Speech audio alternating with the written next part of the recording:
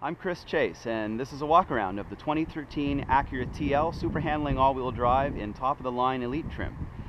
This is Acura's mid-range model. It slots in between the TSX and the brand new 2014 RLX. It's a very nice car at just under $60,000, but it's actually based on last generation Honda Accord platform technology, and so it's no longer the latest and greatest in Acura's mid-range sedan line.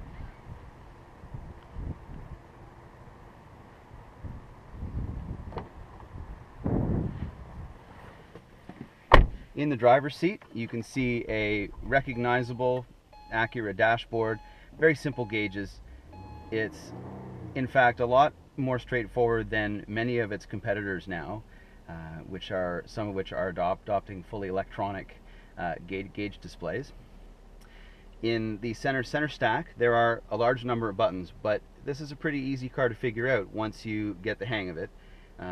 As a top-of-the-line model, it has some niceties. It's got the heated seats that you'd expect, but it's also got cooled seats. The transmission's a 6-speed automatic, and it has paddle shifters on the steering wheel for manual control. There's navigation. The display is nice, but it's not quite as it lacks a little bit of something compared to some of its competitors. It's just not quite as flash as what you might find in some other cars. Zooming in and out is easy with a twist of the main button here, and this can also be used to scroll through track numbers in the stereo and select radio presets. It's actually quite easy to use, in spite of how many complaints systems like this tend to generate in high-end cars. This is quite intuitive, and you actually don't need to take your eyes off the road a lot of the time when you want to use it. Other attractive high-end features include a lane departure warning system, and it's also got headlamp washers here.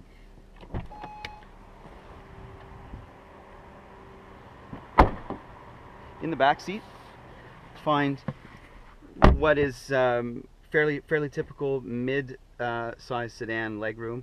Again, this is based on a Honda Accord, but it's not quite as roomy back here as it is in the Accord. I suppose it's one of those sacrifices that you make for owning a slightly nicer car, that perhaps its maker figures isn't going to be used so much for family use as it is for maybe just a couple driving around, or someone driving to work every day. One downside to this car in terms of practicality is that the back seats don't fold down. There's no way to do it, not even as a single piece. And so, as we'll see when we go and look in the trunk, that is a bit of a detriment, because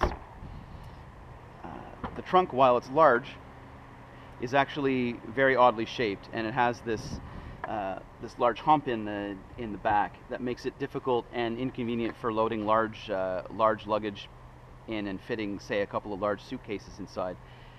But you know, on the whole, it's a practical enough car. There's a pass-through in the middle that can be used for loading long items, skis, for example.